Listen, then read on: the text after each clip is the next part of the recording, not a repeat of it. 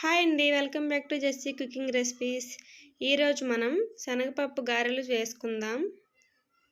ముందుగా ఒక 2 గంటల ముందు 1 కప్పు శనగపప్పు నానబెట్టుకోవాలి. చూడండి, ఇలా నానాలి. తర్వాత ఒక మిక్సీ జార్ తీసుకొని అందులో శనగపప్పు వేసుకుందాం.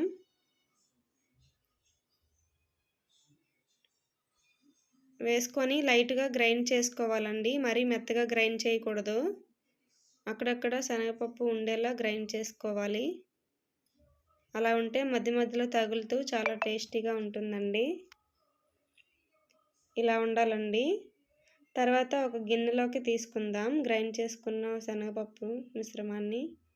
తర్వాత 2 ఆనియన్స్, 5 పచ్చిమిర్చి, కరివేపాకు, జీలకర్ర, ఉప్పు ఇవన్నీ వేసుకొని బాగా మిక్స్ చేసుకుందాం. తర్వాత స్టవ్ ఆన్ చేసి కళాయి పెట్టుకొని ఆయిల్ వేసుకోవాలి.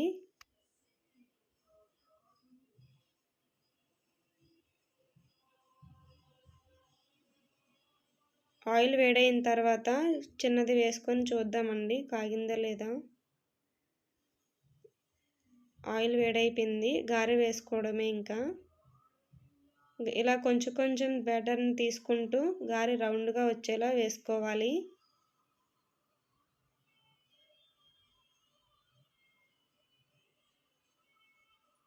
మీడియం ఫ్లేమ్లోని కాల్చుకోవాలండి.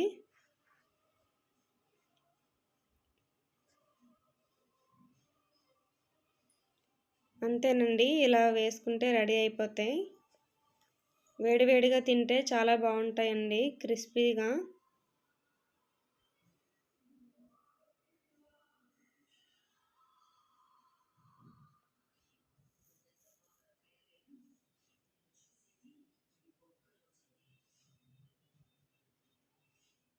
అంతేనండి, శనగపప్పు గారెలు రెడీ అయిపోయాయి.